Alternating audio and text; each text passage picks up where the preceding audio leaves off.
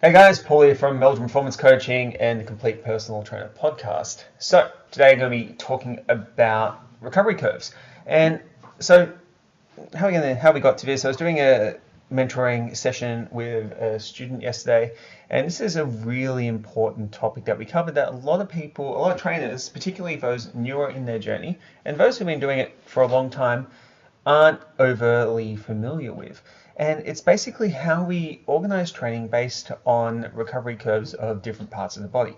So by understanding this and understanding where a client is in their particular journey and what their particular goals are, you can then individualize frequency for that person to hit the optimal target for them, based again on logistics. So go back through my podcast, scroll for the list, and have a look for some of the programming logistics podcasts, not modules. Modules are in the mentoring program. So there's a thing in training called the stimulus recovery adaptation curve, popularized by Renaissance periodization and Mike Israetel. Stimulus is basically the workout itself. So you're doing a training session, you're applying load to the body. It also applies to any sporting training as well. So like if you're playing a game, that's a stimulus. If you're doing a skill session, that's a stimulus, etc. But you go through a stimulus, and as you go through the stimulus, you create fatigue in the actual training session. So performance degrades in any type of performance. So skills degrade, strength degrades, cardiovascular endurance degrades. Then you have your recovery. So the recovery is returning to baseline, and that takes a couple of days, depending on the curve that we're talking about, which we'll get to in a second. And then you have adaptation. And adaptation is when you become better than what you previously were, due to the body laying down new proteins, new synapses, etc. And that's when you should apply the next lot of stimulus. So if it's stimulus, recover, down, fatigue, recovery, adaptation comes here, that's when you hit the next stimulus. Because if you wait for too long after that adaptation, the body returns back down to baseline. You then get stuck spinning your wheels. So this is where a lot of people with, say, one body part a week workouts, when they're not strong, will lead to spinning their wheels. So we'll come back to that in a second. So with this SRA curve, so most training, we're really concerned with four things. The first one is the nervous system technical ability stimulus recovery adaptation curve. Say that 3 times fast. What the nervous system technical ability SRA curve means is your ability to maintain technical execution of the lift of the movement in training. So, for example, we're going to use powerlifting as an example. SRA technical ability curve is quite small because the squat, bench, and deadlift aren't really overtly complex. You can recover your technique at a lower intensity very, very quickly. So, like if you only bench like 50% of your 1RM and you do that for an hour, for example, in sets of singles, you will probably get fatigued and your technique will downgrade, but in a couple of hours to like 12 to 24 hours, you'll be back to normal technique again. So with the technical recovery curve, if someone's quite weak and someone's beginning to train, quite new to training, since they don't have very well ingrained technique, you can actually train them more frequently because they can't induce as much muscle damage, they can't induce as much hypertrophy from their training because they don't know how to recruit their motor units. Their training frequency can be more often. So for someone who wants to get into powerlifting, they're a ranked beginner, squat, bench, deadlift nearly every single, 3 to 4 times a week can actually work really, really well for that person, given that they're not that strong to begin with. So technical ability curve is something that we need to be aware of. For weight training, most skills aren't that complex. Like a leg extension is not a complex motor skill. The next one is the muscle hypertrophy stimulus recovery adaptation curve, and that's the one most trainers are concerned with. And that curve basically lasts anywhere between 24 to 72 hours in general, based on differences in the muscle size and the muscle architecture. So if it's a muscle that's got like quite a simple architecture, like the biceps, it's quite small, it has a faster SRA curve, like you can train your biceps nearly every day, given they're not sore. But something like pecs, no one's going to train their pecs every single day.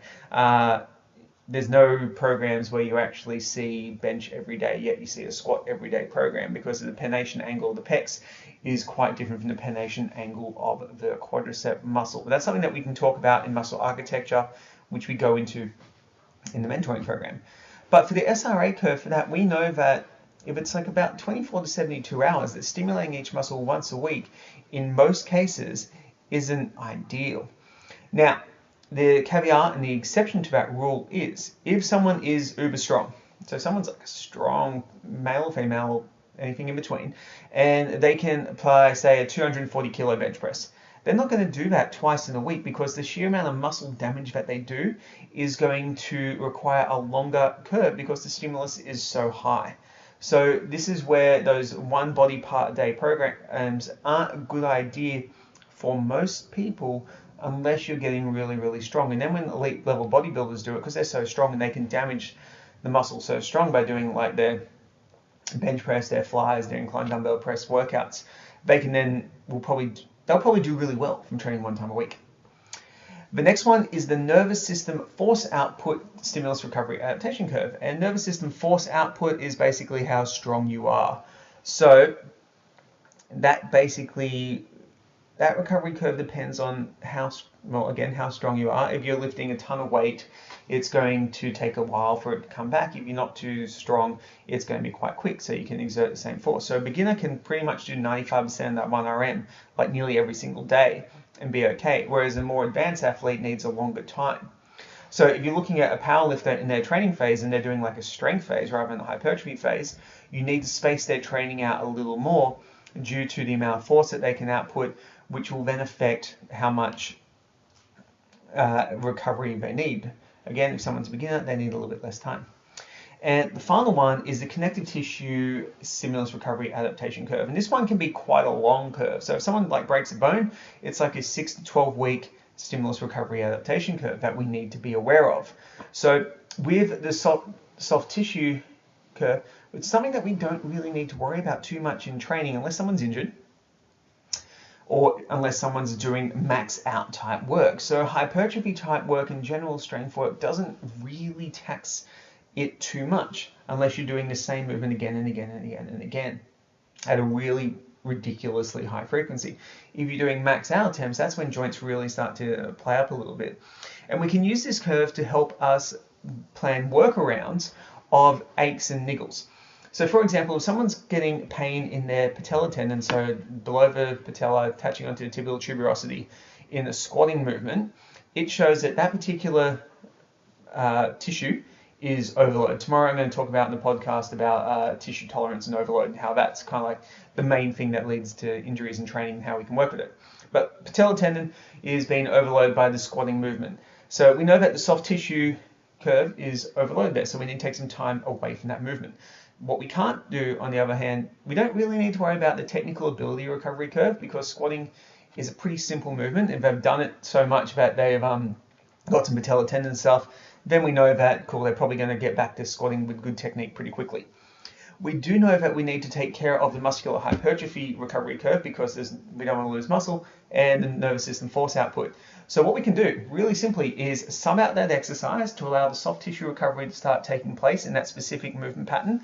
And then we can look at doing something like a leg extension, a hack squat, a pendulum squat, whatever it is, where the loading is different.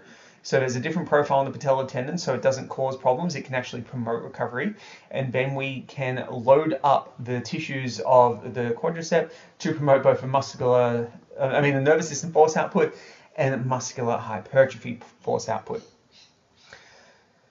This type of training principle, basically, when you understand these different curves and how they kind of fit together, you'll find that most things you train every 24 to 72 hours in the frame of a training week, because that's also what works out logistically. But what it allows you to do is shift the frequency of training based on the individual in front of you. So a lot of the time with training programs, you can get away with writing a template that will work based on these principles. And then if someone has like a lower recovery ability, you can space it out a little bit more. If someone has a higher recovery ability, so they're a beginner and they're not putting too much force, you can shorten that a little bit more. If someone has a injury, for example, you can then sub it out and pick an appropriate timeline for them to reintroduce that movement, as well as dealing with all the other stuff that comes along. So guys, hopefully this podcast has informed you a little bit about this kind of stuff.